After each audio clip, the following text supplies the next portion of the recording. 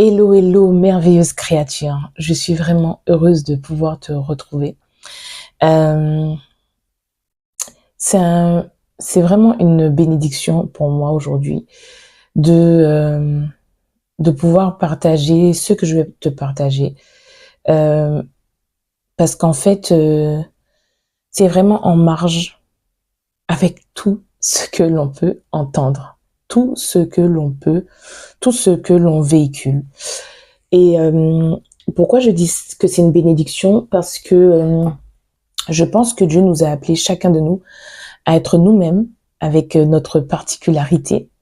Et quand je dis nous-mêmes, c'est pas nous-mêmes par rapport à ce qui s'est bâti au fil des années. Non, je crois au fait que Dieu a le fait qu'il nous ait créés de toutes pièces, il y a déjà des choses qui étaient déposées à l'intérieur de nous, mais qui ont été modifiées avec les épreuves, avec le temps, avec les forteresses, et que quand on devient une nouvelle créature, c'est juste qu'on reprend l'état originel de de ce que Dieu a déposé en nous en fait, tout simplement. Et ce qu'il a déposé en nous, c'est plusieurs facettes de qui il est. Euh, voilà. Donc c'est un côté un peu, enfin c'est un côté. Tout ça pour dire que j'aime bien les gens bizarres. J'aime bien les gens bizarres parce que moi je ne suis pas la personne la plus normale du monde. Qu'est-ce que normal veut dire, c'est encore un autre débat, mais voilà, toujours en marge de comment de la bien de la pensée commune, on va dire ça comme ça. Alors aujourd'hui, je sais pas, je vais pas faire le roulement de tambour. On va voir pourquoi c'est bien de ne pas avoir confiance en soi. Yes, yes. Aujourd'hui, on prône le fait d'avoir confiance en soi, de pouvoir, euh, comment dire. Pour moi, en fait, avoir confiance en soi, c'est compter sur ses propres forces. Et je l'ai fait quasiment toute ma vie. Et pour moi, ça me coûte énormément. Et en fait, quand on est en Christ, on ne lâche pas cette pensée qui me dérange un peu, dans le sens où on va me dire oui, mais non, le Saint-Esprit en toi, donc fais-toi confiance. Mais en fait, non, justement. Le Saint-Esprit est une personne. C'est une personne. Donc moi, je n'ai pas confiance en moi, mais j'ai confiance au Saint-Esprit qui est à l'intérieur de moi. Parce que honnêtement, quand j'ai confiance en moi, je fais n'importe quoi et je dis n'importe quoi. Et que plus ça avance, et plus Dieu ouvre mes yeux sur le fait que j'ai constamment besoin de lui. Constamment. Je suis perdue s'il n'est pas là. Je deviens folle, c'est bien le cas de le dire. Et franchement, on va le faire de manière modérée, mais j'ouvre mon cœur.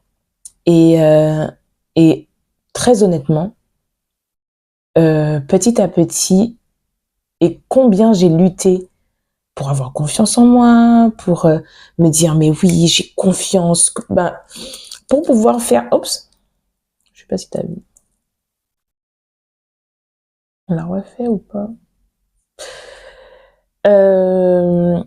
Combien de fois j'ai lutté avec cette pensée commune il faut avoir confiance en soi. Attention, j'imagine et je suppose que quand c'est véhiculé, ce n'est pas véhiculé de la mauvaise façon. Attention, parce que c'est effectivement pour renverser le côté avoir une mauvaise image de soi, etc., etc. Mais je pense qu'il y a sincèrement un entre-deux. C'est-à-dire que effectivement, se lamenter et avoir une mauvaise image de soi, et se voir comme le pire déchet du monde, c'est toxique et c'est néfaste. Yes. Mais ça peut venir entraver le fait que on oublie que l'on est pécheur, on oublie qu'il y a du mauvais à l'intérieur de nous et on oublie que toutes ces choses, même avec la meilleure intention du monde, quand ça arrive, on se trouve 1 milliard d'excuses et ça fait des dégâts. Ça fait des dégâts. Moi, je n'aurais jamais pensé m'entendre dire un jour que que ma chair est égoïste comme jamais. Je ne me serais jamais, j'aurais jamais pensé m'entendre dire que ma chair n'a pas envie d'aimer telle ou telle personne ou l'être humain de manière en général. Ma chair, la parole dit que la chair est en inimitié avec l'esprit. Et la chair, elle est là. On ne pourra pas s'en éloigner jusqu'à notre dernier souffle. On sera dans un combat perpétuel jusqu'au bout avec la chair. Donc, ce n'est pas pour te désespérer que je dis ça. Ce n'est pas pour dire, ok, bon, on est dans cette fatalité. La chair, elle est là, c'est foutu. Non. C'est juste pour, justement, renverser. Pour avoir une autre perspective de cette totale dépendance à Dieu. Je ne peux pas et je ne veux pas avoir confiance en moi, tout simplement parce que quand j'ai confiance en moi, j'ai moins confiance en Dieu.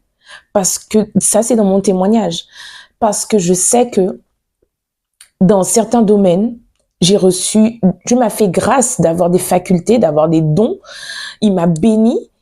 Et comme j'ai reçu ces grâces, ces facultés, ces bénédictions, ça gonfle ma confiance en moi-même et je me repose plus sur moi que sur lui. Et quand je chute, oh mais Dieu, pourquoi, patati, patata, yes. Et je le dis dans une autre vidéo, même si c'est pas sur Femme Métanoïa, mais sur la femme victorieuse, ça m'a beaucoup coûté sur le lâcher prise, par exemple. Cela m'a beaucoup coûté sur le lâcher prise.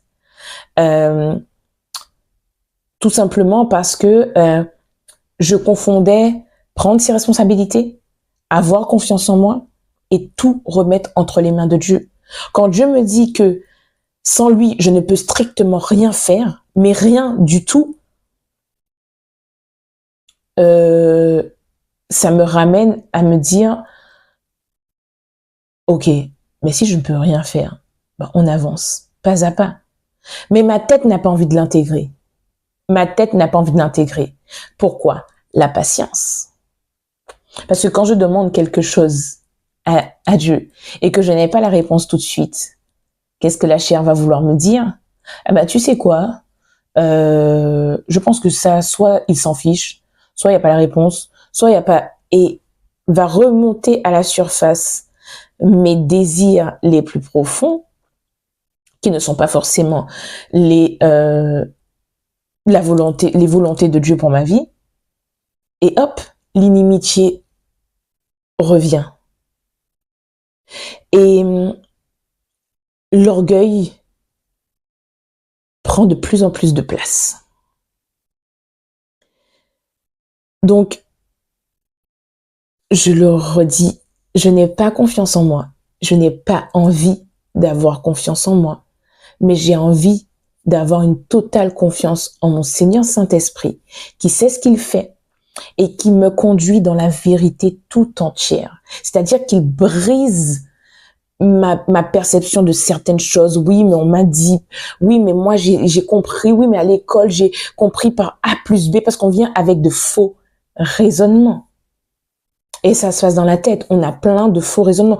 On a 1 milliard d'arguments quand les choses sont imprégnées à l'intérieur de nous. 1 milliard.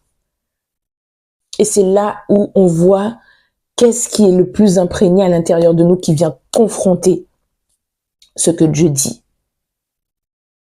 Et il a dit non pas ma volonté, mais ta volonté. Ça veut dire qu'on a une volonté. Et une volonté, si elle doit se soumettre à la volonté de Dieu, c'est la volonté de la chair. C'est que la chair veut.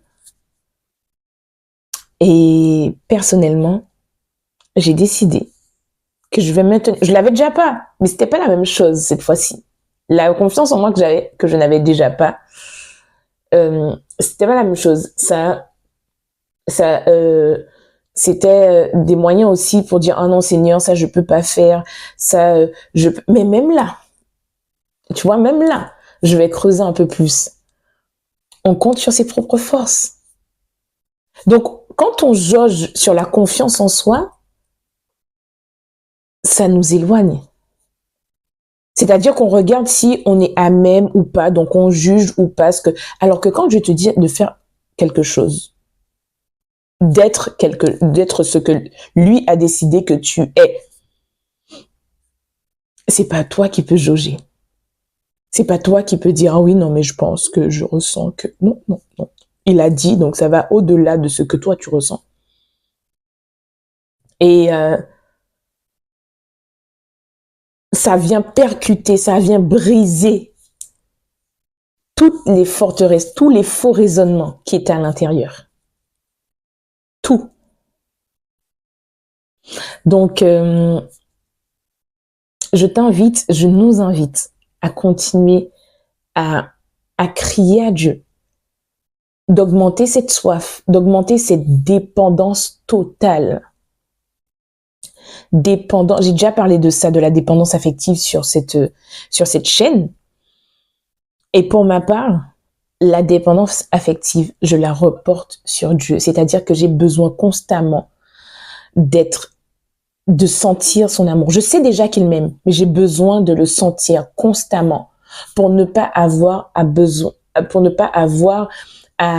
avoir le besoin, à ressentir le besoin d'un amour humain. Parce que plus je vais être rassasiée de cet amour divin, et moins j'aurai besoin de l'amour humain. Et ça, c'est pour tout. Pour tout. Plus je ferai taire mes directives, je ferai taire cette pseudo-confiance en mes propres forces et que je mettrai toute cette confiance en mon Dieu, en mon Jésus. Et plus, du coup, je ne serai pas à même de me dire je suis capable de faire ou je suis pas capable de faire. Non, je sais que si Dieu m'a dit, c'est que tu fonces et t'es étonné de ce que tu peux faire. Mais en fait, ça te ramène à la réalité qu'en fait, c'est pas toi qui as pu le faire. C'est Dieu. Donc voilà. N'hésite pas à me dire en commentaire comment ça est venu percuter ce qu'il y a à l'intérieur de toi. Parce que moi, j'avoue que ça a été quelque chose. Et j'espère que il y aura au moins une personne qui aura été bénie et qui criera à Dieu de venir arracher toutes les forteresses d'autodépendance et de venir les remplacer par une forteresse de dépendance totale à notre Créateur. Totale. Pour ne pas avoir confiance en nous, mais avoir confiance en lui. Grâce et faveur sur ta vie.